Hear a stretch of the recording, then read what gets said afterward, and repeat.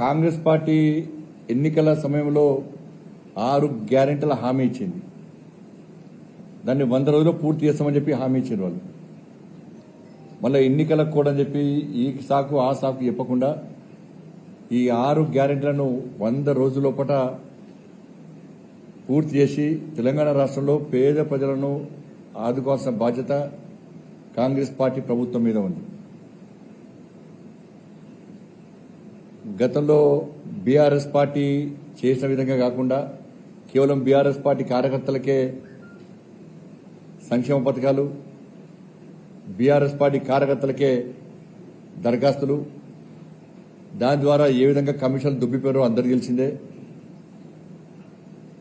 కేవలం నామమాత్రంగా దరఖాస్తులు తీసుకొని మభ్యపెట్టి మోసం చేసి దరఖాస్తులకే పరిమితం చేసేటువంటి ప్రయత్నం చేసేటువంటి పరిస్థితి రాకుండా చూసుకోవాల్సిన బాధ్యత కాంగ్రెస్ పార్టీ ప్రభుత్వం మీద ఉంది.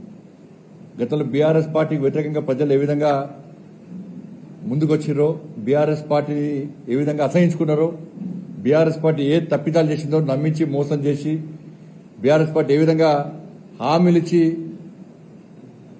చేతులు దుక్కునే ప్రయత్నం చేసిందో దాన్ని ఒక్కసారి గుర్తించి అటువంటి పరిస్థితి పునరావృతం కాకుండా, అటువంటి పరిస్థితి రాకుండా లబ్దిదారులకు న్యాయం చేయాల్సిన బాధ్యత కాంగ్రెస్ పార్టీ ప్రభుత్వం మీద ఉంది.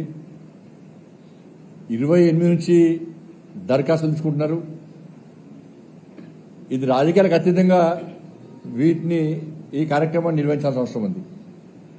దీనిలో ప్రజాప్రతినిధులు ఇన్వాల్వ్ చేయాలి, అన్ని సంఘాలు ఇన్వాల్వ్ చేయాలి, అన్ని పార్టీల నాయకులకు అవకాశం ఇవ్వాలి,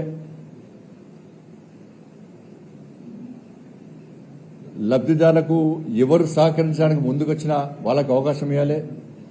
నేను కూడా భారతీయ జనతా పార్టీ కార్యకర్తలకు అప్పీల్ చేస్తా ఉన్నా.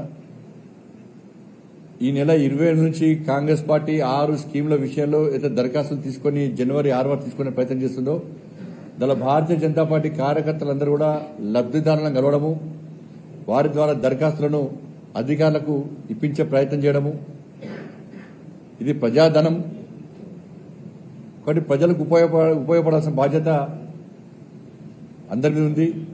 ఉపయోగపడాల్సిందే. ఇవాళ దానికి లేనిపోని కండిషన్ చెప్పే ప్రయత్నం కాంగ్రెస్ పార్టీ ప్రభుత్వం చేయదు. ఇవాళ రేషన్ కార్డులు అని చెప్పన్నారు. 10 సంవత్సరాల బీఆర్ఎస్ పార్టీ పాలనలో ఒక్క రేషన్ కార్డు కూడా ఇవ్వలేదు. గతంలో కాంగ్రెస్ పార్టీ నాయకులు కూడా రేషన్ కార్డులు బీఆర్ఎస్ పార్టీ ప్రభుత్వం ఇస్తలేదని చెప్పి విమర్శలు చేసిన విషయాన్ని కూడా ఒక్కసారి గుర్తుంచుకోవాలి. రేషన్ కార్డులు ఇచ్చి సంక్షేమ పథకాలు అమలు చేయాలని కూడా కాంగ్రెస్ పార్టీ గతంలో డిమాండ్ చేసింది. భారతీయ జనతా పార్టీ అనేక రకాల ఉద్యమాలు చేసింది. ఇలా లాఠీ దెబ్బలు కూడా తిన్నాం మేము. కాబట్టి ఇప్పుడు దాదాపు నాకు తెలిసి 50 లక్షల మందికి పైగా ఈ 10 సంవత్సరాల కాల వ్యవధిలో 10 లక్షల మందికి పైగా ఈ 10 సంవత్సరాల కాల వ్యవధిలో రేషన్ కార్డుల కోసం దరఖాస్తులు చేసుకున్నారు. 10 లక్షల మంది పైగా. నాకు తెలిసి కరీంనగర్ పార్లమెంట్ పరిధిలో 50,000కు పైగా వాళ్ళు దరఖాస్తులు చేసుకున్నారు. కాబట్టి ఈ రేషన్ కార్డులను ముందు ఇచ్చే ప్రయత్నం చేయాలి. ఈ 10 లక్షల మందికి పైగా ఇంకా దరఖాస్తులు ఇచ్చినే 10 లక్షల మంది, ఇంకా దరఖాస్తులు చేసుకున్న వాళ్ళు చాలా మంది ఉన్నారు. అర్హులైన పేదలందరికీ ముందుగా రేషన్ కార్డులు యుద్ధ ప్రాతిపదికన ఇవ్వాల్సిన బాధ్యత కాంగ్రెస్ పార్టీ ప్రభుత్వం మీద ఉంది.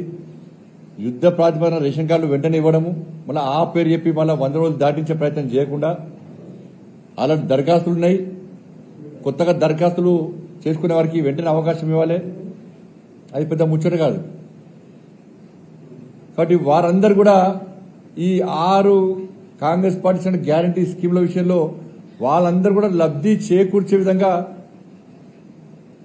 చర్యలు తీసుకోవాలి తప్ప గతంలో ఉన్నటువంటి వైట్ రేషన్ కార్డు ఉన్న వాళ్ళకే రేషన్ కార్డులు ఇవ్వాలంటే దాదాపు నాకు తెలిసి ఒక 10 లక్షల మందికి పెళ్లి అవ్వచ్చు. మేజర్ లైన్ వాళ్ళు మ్యారేజ్ చేసుకున్నారు. వాళ్ళందరూ కూడా కొత్త కుటుంబాలు అన్ని కూడా వాళ్ళందరూ కూడా రేషన్ కార్డు ఇవ్వాల్సిన అవసరం ఉంది. కాబట్టి ఇవన్నీ పరిశ్రమలో తీసుకొని వెంటనే రేషన్ కార్డులు ఇవ్వడము, వాళ్ళందరికీ లబ్ధి చేకూరే విధంగా ప్రభుత్వం చర్యలు తీసుకోవాల్సిన బాధ్యత రాష్ట్ర ప్రభుత్వం మీద ఉంది. కాబట్టి మళ్ళీ ఈ రేషన్ కార్డుల పేరుతోని మళ్ళీ నామమాత్రంగా దరఖాస్తు తీసుకొని మళ్ళీ ఎలక్షన్ కోడ్ వచ్చిందని చెప్పి దాటేసే ప్రయత్నం చేయదు. తప్పకుండా కాంగ్రెస్ పార్టీ ప్రభుత్వం 6 గ్యారెంటీలను 100 రోజుల పాటు అమలు చేయాలి. కొత్త రేషన్ కార్డులు ఇచ్చిన తర్వాత మాత్రమే ఈ దరఖాస్తులను వాళ్ళకు కూడా అవకాశం ఇవ్వాలి. దరఖాస్తు ప్రారంభించండి, ఇబ్బంది లేదు మీరు. కానీ కొత్త రేషన్ కార్డులు ఇచ్చిన వాళ్ళు కూడా ఏ విధంగా దరఖాస్తులు స్వీకరిస్తారో, రేషన్ కార్డులు ఎప్పటివరకు ఇస్తారో వాటిని కూడా ప్రభుత్వం స్పష్టం చేయాల్సిన అవసరం ఉంది. భారతీయ జనతా పార్టీ కార్యకర్తలు కూడా ఈ కార్యక్రమంలో అందరూ పాల్గొనాలి. ఇది ప్రజాధనము, ప్రజలకు ఉపయోగపడాల్సిన బాధ్యత ఉన్నది. లబ్దిదారులకు చేకూర్చాల్సిన బాధ్యత ఉంది. శ్యామా ప్రసాద్ ముఖర్జీ గారి యొక్క ఆలోచన అదే.